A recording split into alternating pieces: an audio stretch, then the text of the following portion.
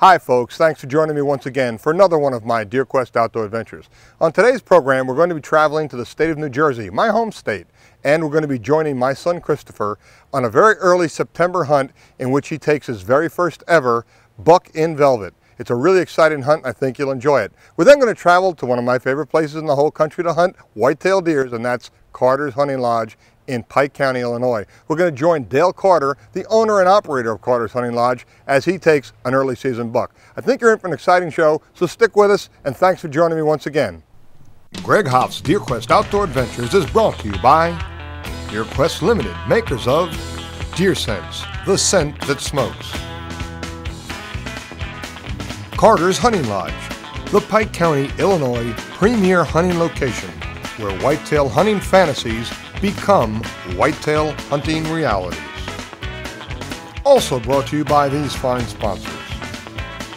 Nikon Sporting Optics, a better look at your world.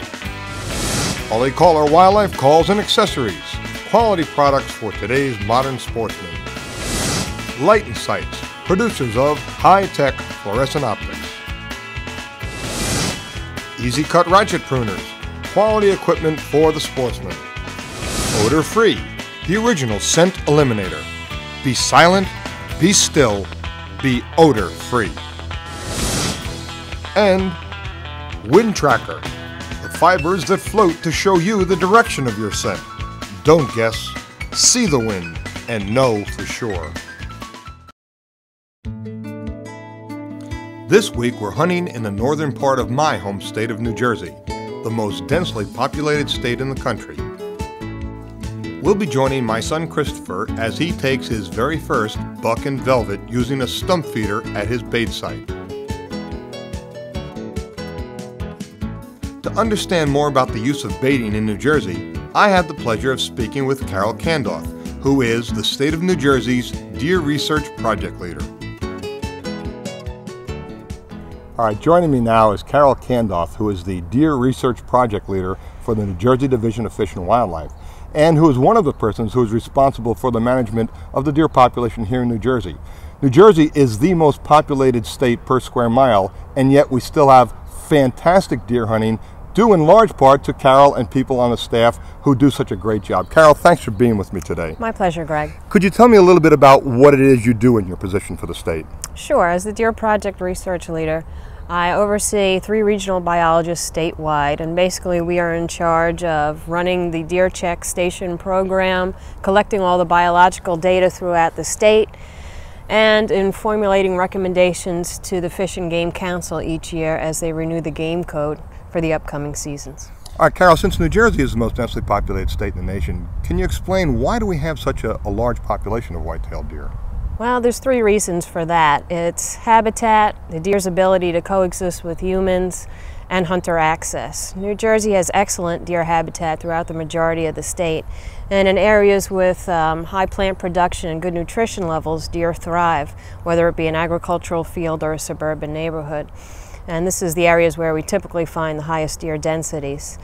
Also, deer have adapted to living with humans better than anyone would have anticipated. They consider low-density suburban housing developments to be the ideal habitat, and hunters have no access to them there. And as more open space is taken up by suburbanization, more refuges for deer are created and more land is taken out of hunting. And as you mentioned, New Jersey is the most densely populated state, and that means that most of the land in New Jersey is privately owned and therefore is not accessible to hunters. This is a problem because these huge unhunted tracts of land serve as refuges for deer herds. Hunter access is probably one of the biggest challenges we face to deer management in New Jersey today. Can you give us an estimate of the current deer population in New Jersey? We estimate the population to be between 150 to 170,000 deer. Now, would you explain the reason why baiting is used as a management tool in our New Jersey Deer Management Program? In 1997, the legislature passed a temporary law to initiate baiting. When that expired in 1999, they passed it permanently into law, allowing the baiting of deer statewide. And hunters can hunt on the ground or from an elevated stand. They could be any distance from the bait, and the bait can include any food item, salt lick, or any edible lure. This was put into effect at the request of the agricultural community to increase the harvest of deer and control local deer populations. It should be noted that on some properties, such as national wildlife refuges, baiting is not legal, so it's best for the hunter to check with the land manager before hunting and using bait on any land that's not state-owned. I see. Just as a side observation, I know that in some of the areas I hunt in the northern part of the state, and as you pointed out, most of this ground is privately owned, and certainly we hunt with permission, but we've also found that baiting has been a very effective tool for us in drawing deer from very densely populated areas into areas where they can be legally and safely hunted. Has this been the case across the state? Well, we've never done a comprehensive study statewide on the effects of baiting in New Jersey. We did do a limited hunter survey in 1999 regarding baiting, and that showed that almost 90% of the hunters were in favor of using bait, and the hunters who did use bait had a slightly higher success rate of about 12.5% over the hunters who didn't use bait. Well, as is the case with the entire deer management program in New Jersey, I for one can tell you folks, I'm so proud that I happen to be a New Jersey resident, and we have such great deer hunting opportunities. We have literally thousands of hours available to be in the woods. We have such a lengthy season, and it's just a great place to hunt. And it's people like you and the staff that you work with that make it so great for all of us hunters. I really appreciate it, and I also appreciate you taking time out from your day. I know you have a busy schedule to see me today, and I look forward to coming back and visit with you in the future if at all possible. Sure, that'd be great. Thanks for so having much, Carol. me. Okay. As promised, here I am with my son Christopher. Now Christopher was very lucky today here on the first day of the New Jersey deer hunting season. He took his doe, and in this zone you have to take a doe in order to have the opportunity to take a buck. In this area we're in right now, it's very populated, and there's small pockets of 1, 2, and 3 acres that we're very fortunate to have permission to hunt on, and this is one of those cases, right Chris? This is a great spot that we were able to get. Great spot, and we've seen a lot of bucks here. We have. We did a lot of scouting, even set our cam tracker to get some good photographs of the deer we had in the area, so we know there's some good bucks, and we're hopefully going to get one tonight. Well, I'm excited because it's a perfect night. It's not real warm, but it's say it's in the low 70s right now. But we took care of the other deer. That one's at the processor. He's checked in, and he's at the butcher's now. So we're free to enjoy the rest of this afternoon. What do you say we do it again? Let's go in and we'll see how we make out. We'll keep our fingers crossed, and maybe Chris will get lucky and go 2 for 2 today. All right, well, here we are. We're all sitting in the tree. Let's see what happens.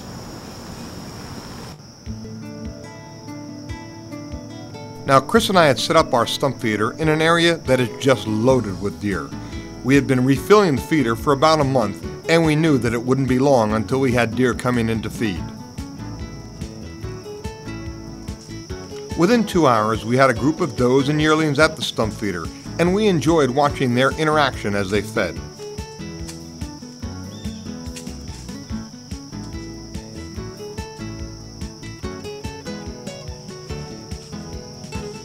Using his Nikon binoculars, Chris spotted this buck still in velvet.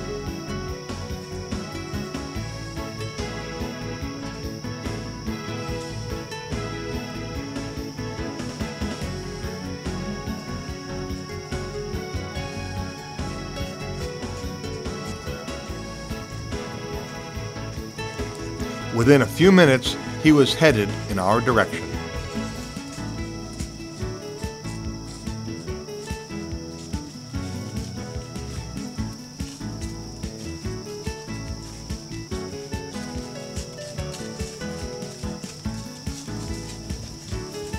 Upon the approach of this buck, the entire group of does and yearlings left the area of the stump feeder.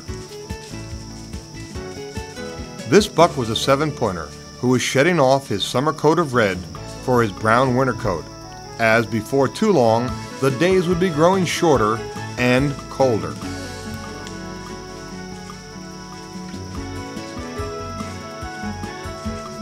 As we watched the first buck feed, it was really neat to see how well our stump feeder dispersed corn by its gravity feed system. This wasn't a bad buck for New Jersey, but before taking a shot, Chris spotted another buck in velvet along with a small 5-pointer who had already shed his velvet. Within a few minutes, the second velvet buck worked its way into the stump feeder location. This buck was also a 7-pointer, and although he was a bit smaller in spread, he had bigger brow guards and was definitely the most dominant of the bucks in the area, as the bigger buck left the stump feeder without a challenge. I wasn't sure which buck Chris was going to take, but I couldn't understand why he had passed up what appeared to be such perfect shot presentations on both of these bucks. It was only later that I realized that because he was lower than I was, he had a branch in his line of fire, which I did not have in my line of sight.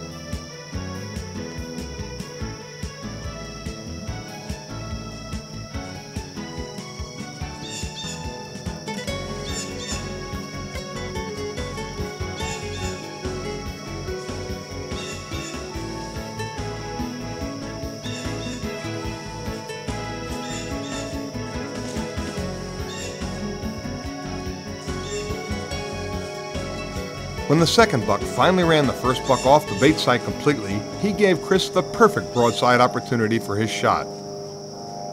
Chris is an excellent bow shooter, and he purposely aims low on his deer, about 1 inch to 1.5 inches above the point where the front leg and the belly meet.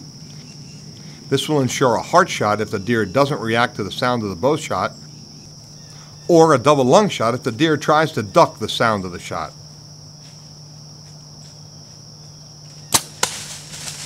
Great shot, Chris. He won't go far.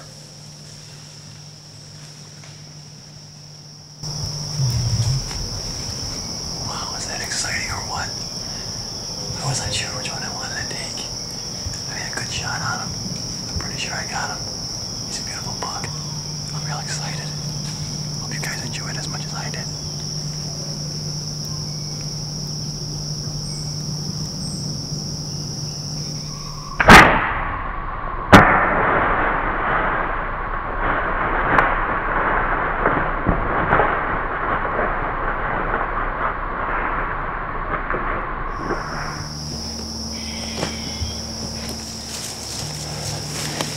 Sure he's down. I didn't actually see him go down, but he's right over there. It's a good hit. This is right where he was. I wasn't able to get a shot. I had a different angle than my cameraman did. He was actually a few feet above me, obviously, and I had a branch in his way, so he was standing here feeding right from this great stump feeder, and these things are great. He was there for a while. I just couldn't get a shot. I waited until he actually went beyond it, and he presented me a beautiful broadside shot, and I was able to make a good one, I believe. So let's try to find a recover.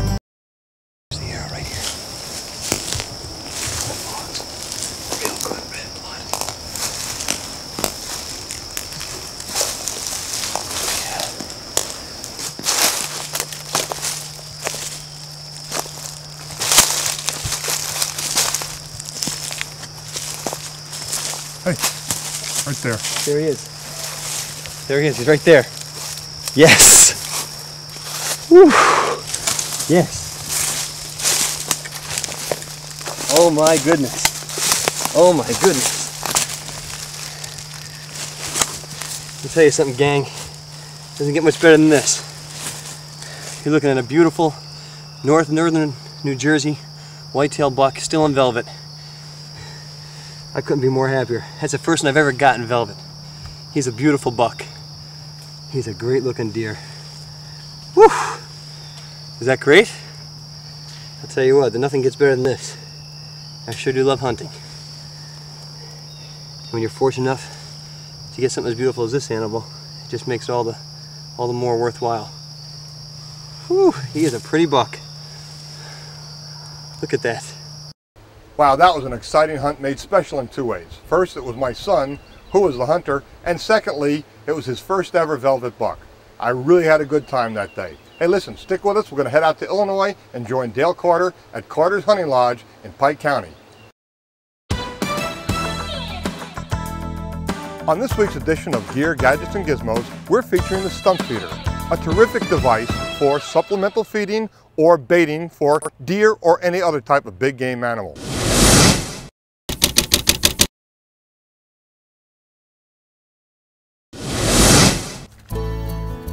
Wow, folks, this is the exact stump feeder that was being used when Christopher just took that nice velvet buck you saw. You know, we put this stump feeder out last season, and it's just been a terrific device for dispensing corn, in this case, for deer. And where baiting is permitted, if it's permitted in your home state, it's a great tool for you to use. It'll keep your bait dry and dispense automatically to the deer. You'll notice right here on my stump feeder, There are lots of scratch marks, and this is an area in which the bucks have been feeding and their horns are scratching the side of the stump. So it's an indication that it's getting a lot of good use. The stump feeder is a gravity feed system with 2 ports for the feed to come out. Your stump feeder is easy to install. It takes just 4 spikes to hold it to the ground. To load your stump feeder, simply take out the 2 locking pins, remove your top. Put in whatever kind of feed you like to use. In this case, we're using whole kernel corn.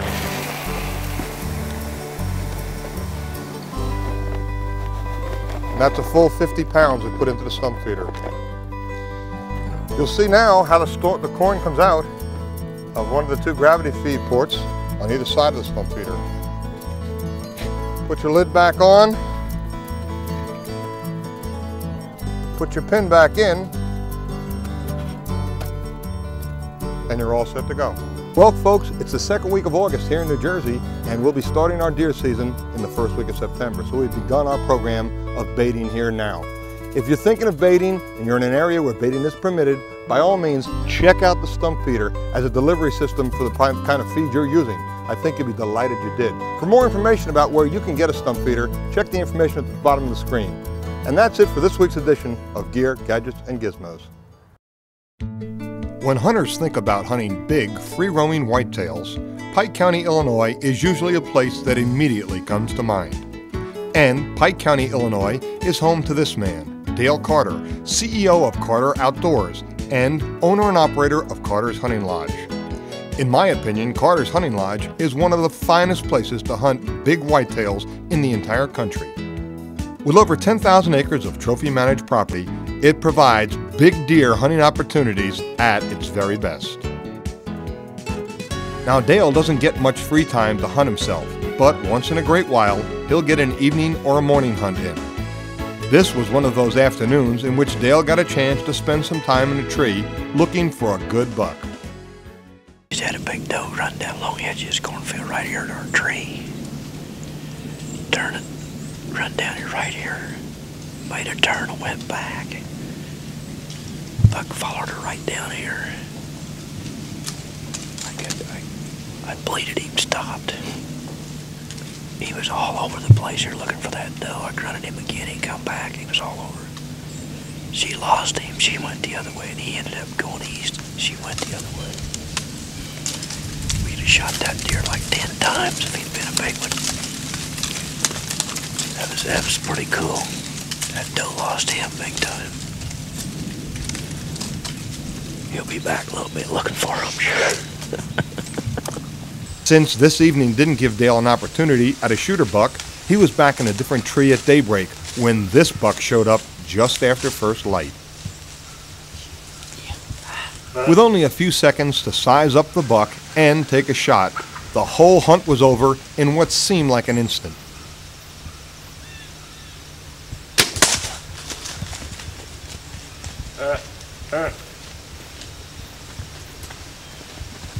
Well, that happened in a hurry. Well,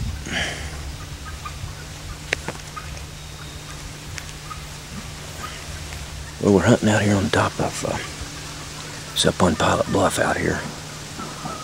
We killed a big deer opening day right at the end of this field out here and come out here and there's all kinds of buck sign right here, scraping and everything. And we've hunted it 2 or 3 times in the evening and haven't seen the deer. I haven't hunted it, Emmett and Donnie have hunted it. I haven't seen anything, but there's buck sign out here every time they come out here, so we thought, well, we'll try it this morning. And it didn't take long out here. Didn't have time to study that deer much or anything. He's not real big, but I think he's good enough. And that hunt happened quick. Come out this deep holler. So, well, he's shot, okay?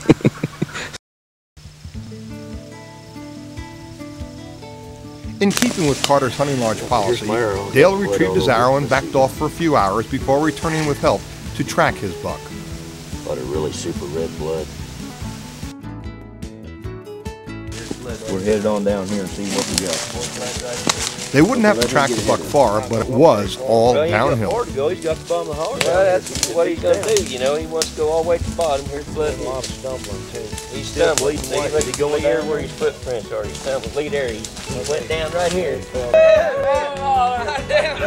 And right at the very bottom was where they found him. While far from being the biggest buck Dale has ever taken, he was still a deer that most people would be proud of. Nice going, Dale. He's a beautiful buck.